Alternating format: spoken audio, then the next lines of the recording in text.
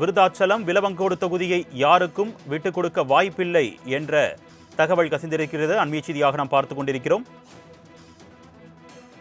திமுக தொகுதி பங்கீடு பேச்சுவார்த்தை குழுவிடம் காங்கிரஸ் திட்டவட்டமாக கூறிவிட்டதாக தகவல் வெளியாகியிருக்கிறது. அண்மை செய்தியாக பார்த்துக் கொண்டிருக்கிறோம். கூடுதல் விவரங்களை செய்தியாளர் நௌஷாத் வழங்க நாம் கேட்கலாம். வணக்கம் நௌஷாத், கூடுதல் விவரங்கள். வணக்கம்.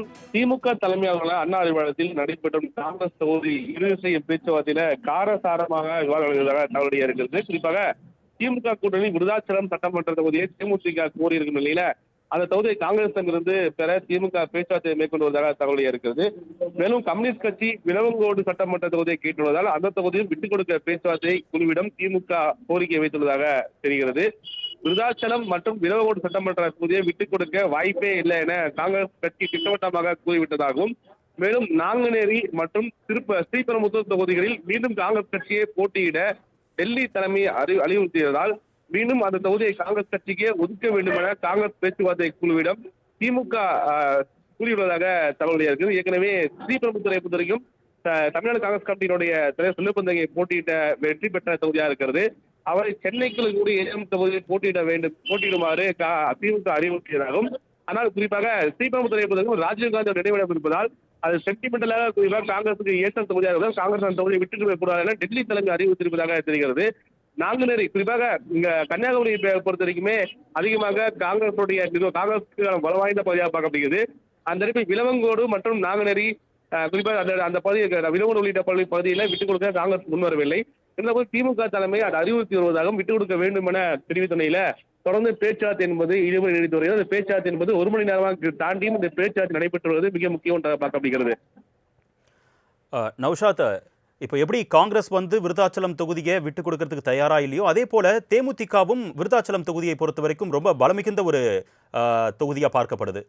அவங்களும் விட்டுக் கொடுக்கறதுக்கு கண்டிப்பாக வாய்ப்பு இல்லை அப்படின்ற ஒரு சூழல் உருவாகும் போது இதில் சமரசம் ஏற்படுறதுக்கு ஏதேனும் வாய்ப்புகள் இருக்கா? ஏதேனும் முயற்சிகள் மேற்கொள்ளப்படுறதுக்கு வாய்ப்பு இருக்கா? ஏன்னா ஒரு மணி நேரமாக பேச்சுவார்த்தை நடத்தியும் பலனளிக்கவில்லை அப்படின்ற ஒரு தகவலும் வெளியாக இருக்கக்கூடிய சூழல்ல இதில் சமரசம் ஏற்பட வாய்ப்பு இருக்கா? குறிப்பா இந்த முறை திமுக கூட்டணி அமைந்திருப்பது மிக முக்கிய ஒன்றாக தேமுதிக முதல் முறையாக திமுக கூட்டணிக்கு வந்திருக்கிறார்கள். அந்த திமுக கூட்டணி கட்சி அனைவரையுமே விட்டுக் கொடுக்க வேண்டும் என ஏற்கனவே திமுக தலைமை அறிவுறுத்தினையில சில முக்கிய கட்சிகளுக்கு ஓரொரு சீட்டு ஆல்ரெடி கொடுத்த தொகுதிகளை கேட்டு வாங்கியது பார்க்க முடியுது. ஆனால் காங்கிரஸை பொறுத்தவரைக்கும் தொடர்ந்து இந்த பேச்சுவார்த்தை இழுபறி நடந்த நிலையில 28 இடங்கள் மற்றும் மாநிலம் கொடுத்தார்கள். ஆனால் தேமுதிகவிற்கு 10 இடங்கள் ஒதுக்குவார்கள் என எதிர்பார்க்கவில்லை. குறிப்பாக 6 இடங்கள் எதிர்பார்க்க 10 இடங்கள் கொடுத்து விட்டார்கள். இந்த போது கூடுதல் இடமே கொடுத்து விட்டோம். ஆனால் எந்த போதிலும் சில தொகுதிகளை விட்டுக் கொடுக்க வேண்டும் என திமுக தலைவர் அறிவுறுத்தி வருவதாக தெரிகிறது. இந்த போதிலும் விருதாச்சலத்தை பொறுத்தவரைக்குமே குறிப்பாக மறைந்த முன்னாள் தேமுதிகவுடைய பொதுச்செயலர் விஜயகாந்த் போட்டியிட்ட பகுதியாக இருந்தாலும் கூட கடந்த முறை நாடாளுமன்ற தேர்தலின் போது காங்கிரஸ் சார்பாக மாணிக் தாகூரும் மிக முக்கியமாக தேமுதிக சார்பாக பிரபாகர் ராஜாவிடம் போட்டியிட்டு அதாவது நூலிலையில் தான் அவருக்கு வெற்றி வாய்ப்பு என்று நிலவிவிட்டார். அந்த அடிப்பில் பார்க்கும்போது எங்களுக்கு வலுவான தொகுதியாக தேமுதிக விருதாச்சலம் நினைத்தார்கள். அந்த விருதாச்சலத்தை தேமுதிக விடுவது அதாவது தொகுதியை கேட்டுவது உறுதியாக இருக்கிறார்கள். இந்த பேச்சுவார்த்தை 2 கட்சியில் ஏதேனும் ஒருவர் குறிப்பாக விட்டுக் கொடுக்க வேண்டும் அடிப்படையில் திமுக அறிவுறுத்தி வருவதாகவும், ஆனால் புதிதாக தேமுதிக வந்திருப்பதால் தேமுதிகவை அது விட்டுக் கொடுக்க வேண்டும் என திமுக தலைமை அறிவுறுத்தி வருவதாக தகவல் வெளியாக இருக்கிறது. கணேஷ், நௌஷாத், நீங்க சொல்றது போலவே ஒரு பக்கம் பல வருடங்களாக கூட்டணியில் இருக்கக்கூடிய காங்கிரஸ் கட்சி, இன்னொரு புறம் புதிதாக கூட்டணியில் சேர்ந்திருக்கக்கூடிய தேமுதிக, அதனாலேயே 10 தொகுதிகள் ஒதுக்கீடு செய்யப்பட்டிருக்கு. இப்படி ஒரு சூழ்நிலையில் இறுதி முடிவு எடுக்கக்கூடிய அதிகாரம் திமுகவுக்கு தான் இருக்கு. ஸோ இந்த ஒரு சூழ்நிலையை பொறுத்து திமுக என்ன இறுதி முடிவு எடுக்கிறதுக்கு வாய்ப்பு இருக்கு? நிச்சயமாக கடந்த 2 நாட்களுக்கு முன்பாக அதாவது மாவட்ட செயலர் தேமுதிக தலைமை நடைபெற்ற போது அதாவது கூட்டணி கட்சிகள் இடங்களை விட்டுக் கொடுக்க வரும்பொழுது நாங்களும் அதை விட்டுக் கொடுக்க அதாவது சில நேரங்களில் பேச்சுவார்த்தை உடம்பு வச்சது கூட்டணி தயாராக இருக்கும் என்ற அடிப்படையில் கூட பிரேமலதா விஜயகாந்த் தகவல் தெரிவித்தார். அது அப்படி பார்க்கும்போது ஏற்கனவே கடந்த காலங்களை தேமுதிக வரலாற்றை பற்றி பார்க்கும்போது கூட்டணியில் கட்சிகள் எந்த வாக்குறுதி கொடுத்ததை நிறைவேற்றவில்லை. மாநிலத்தில் இடம் கொடுப்பதாக தெரிவித்து கொடுக்காத சூழல் பார்க்க முடியும். ஆனால் திமுக கொடுத்த வாக்குறுதி நிறைவேற்றிருக்கிறது.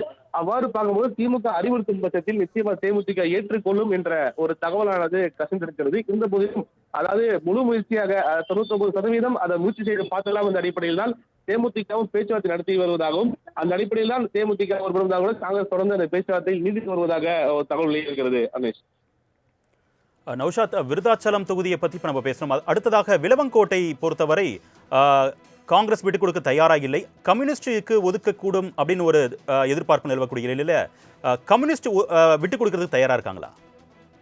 நிச்சயமா விஜயகுமாரை பொறுத்த வரைக்குமே அது காங்கிரசுடைய பாரிய தொகுதியாக தான் பார்க்கணும். விஜயகுமாரை பொறுத்த வரைக்கும் இது முன்பாக விஜயதனி இருந்தார்.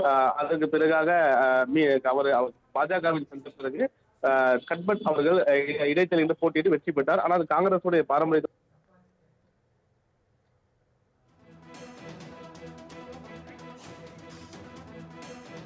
கூடுதல் விவரங்களுக்கு நன்றி நௌஷாத்.